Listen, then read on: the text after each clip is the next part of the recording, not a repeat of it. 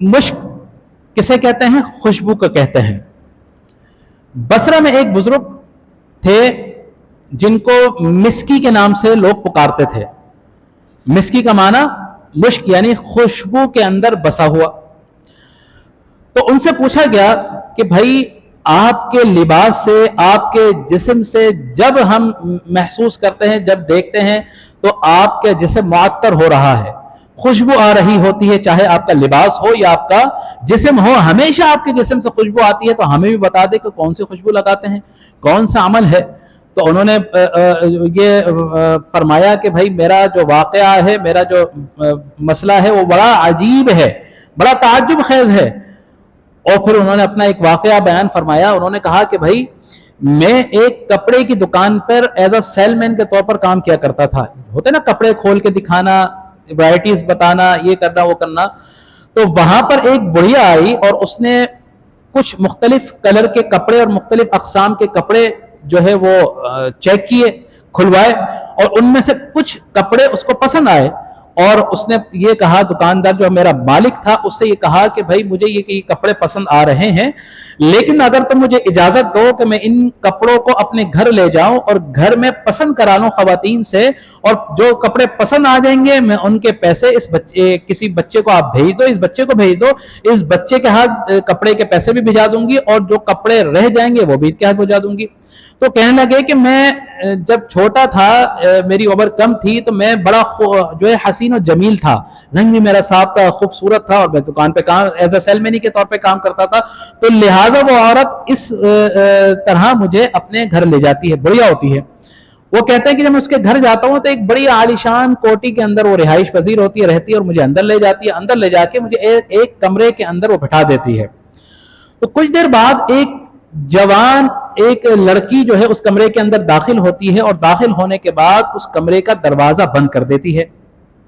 बंद करने के बाद मेरे पास आकर जब वो बैठती है तो मैं खौफजदा हो जाता हूं, और उस खौफ के आलम में मैं वहां से खड़ा हो जाता हूं।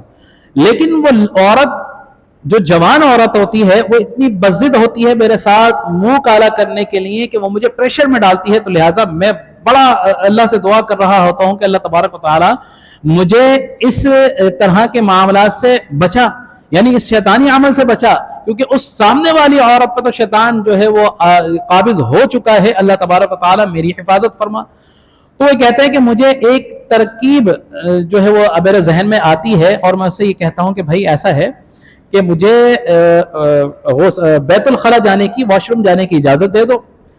तो वो कहती है ठीक है, वॉशरूम चले जाओ। तो जब मैं बैतुल खला आता हूं तो मैं अपने दिल को भारी कर कर बैतुल खला आने के बाद जो वहां की निजासत होती है मैं अपने कपड़ों पर और अपने चेहरे पर, अपने मुंह पर मल लेता हूं। क्यों? कि अपने ईमान को बचा सकें। क्यों?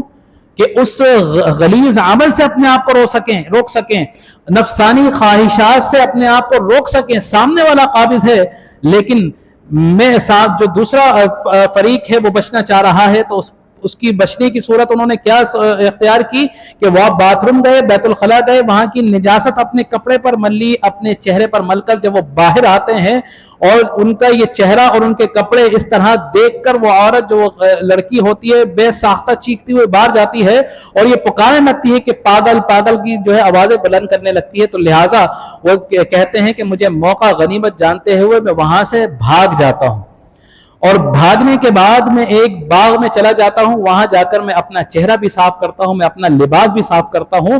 इस तरह मुझे उसके शर से खुलासी मिलती है, अल्लाह तबारक व तआला मुझे बचाता है।